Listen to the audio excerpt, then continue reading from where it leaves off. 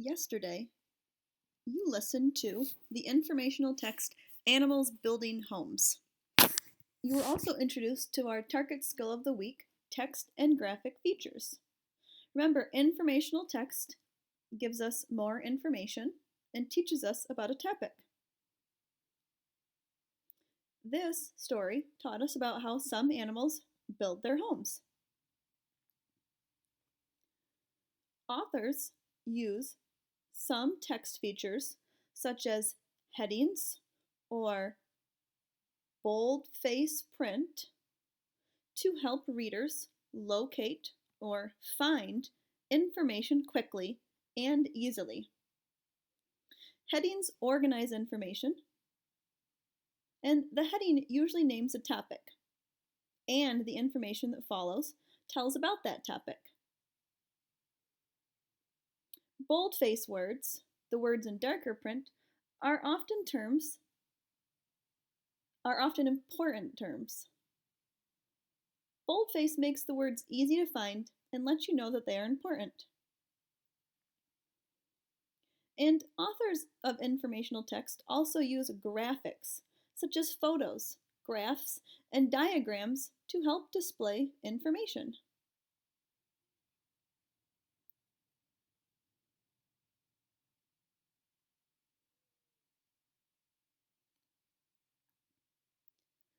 Something else that you might find that you will do when you are reading nonfiction and fiction text is that you will use context and use context to find meaning. Authors sometimes use special words about a topic that may be new to you. You can use other words in the sentence to help figure out what a new word means. Looking at the photos may also help you. Using a sentence or a photo to understand a new word is called using context. You do this all the time when you are reading, even if you are reading fiction text. So if something like a made-up story, if you are reading a story and you hear the author talk about that the character is stamping their feet and running away, but they don't say that the character is angry, you can probably use the context of the character's actions, stomping their feet, running away, that the character is probably angry. We often use context clues, words around us, or words around in the sentence, or pictures to help us understand.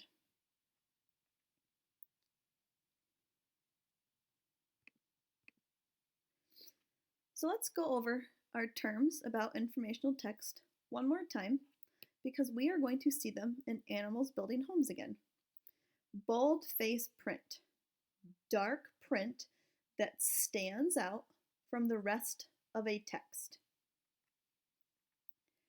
Graphic features, illustrations, photographs, graphs, and other pictorial devices that support or add details to the text.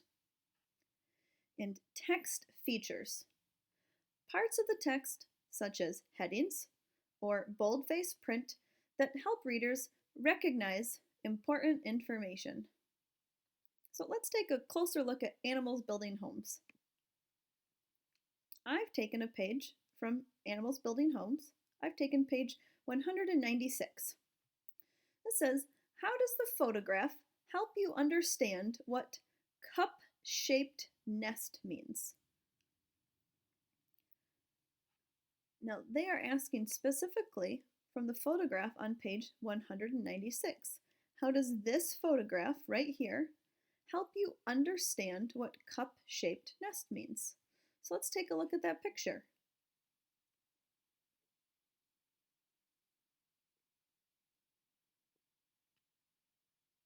Do you think that the nest looks a little bit like a cup?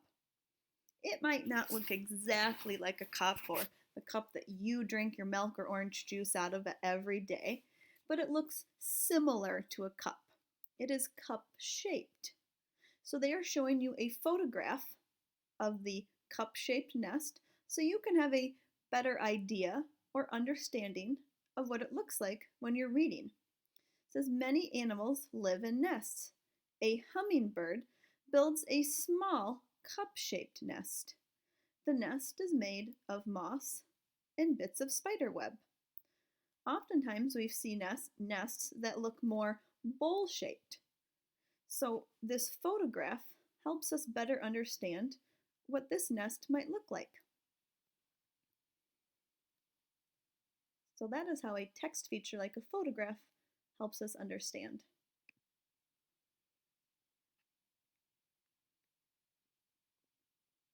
Right here, we have a photograph and the text.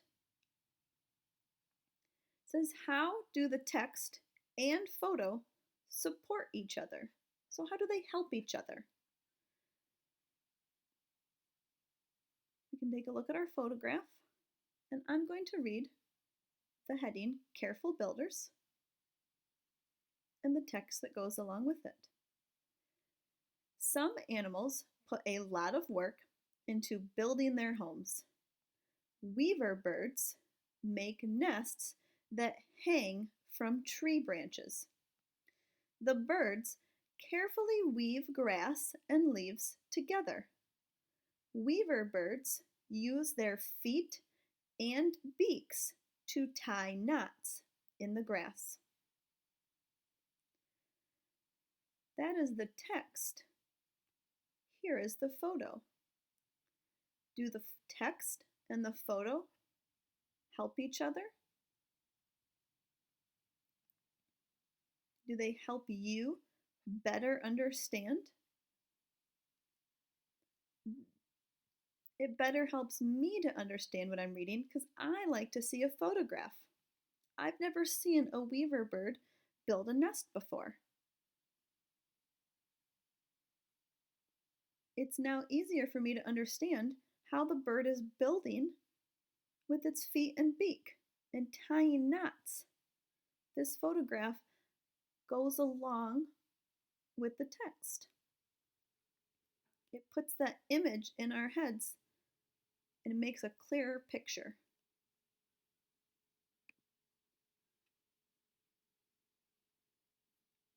Right here, we have our heading, Making a Burrow. And on this page, we're going to focus on this bold face print, burrows. The word is darker. It's a darker print than the rest. It's supposed to stand out from the rest of the text. Burrows are holes in the ground where some animals live. Gophers use their teeth and paws to dig long, winding tunnels. They make rooms in the deepest parts of the tunnels. The gophers hide their offspring and food in these rooms. Down here you have a photograph of the gophers in one of their winding tunnels where they've made a burrow. The author wanted burrows to stand out. And they've also given the meaning of the word in the same sentence. Burrows. Burrows are holes in the ground where some animals live. Sometimes when you read a nonfiction book and you see the bold print word, the bold-face text, that also means that that word can be found in the back of the book in the glossary, where it will give you the definition of the word again. See if any of your nonfiction books at home have glossaries in the back. Let's look at the heading Home Improvement. Why does the author use the heading Home Improvement on this page 203? Well, first, let's read. Some animals live in homes made by other animals. Chickadees use tree holes made by woodpeckers. Chickadees bring grass and moss into the hole. They build a nest for their chicks. The question was, why does the author use this heading, Home Improvement, on this page? Well, the chickadees find a space that another animal has made, such as a hole in the tree, and makes it their home. They improve the hole and make it into their home. The spot in the tree was once just a hole that a woodpecker made until the chickadee came along and made it better by bringing grass and moss. So this is home improvement. They've improved the home. The chickadees have improved the home. So that is a great heading to tell about how the chickadees have made their homes.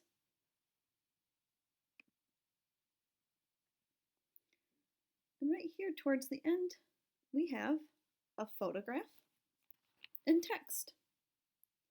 The author ends the selection by asking how a polar bear makes its den. What clues help you to answer the question? What clues help you to answer the question? When it says the author ends the selection, this is the selection.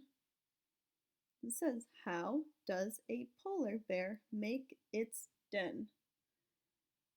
The author never actually says the answer, but the author does provide you with a clue. The author does provide you with a clue.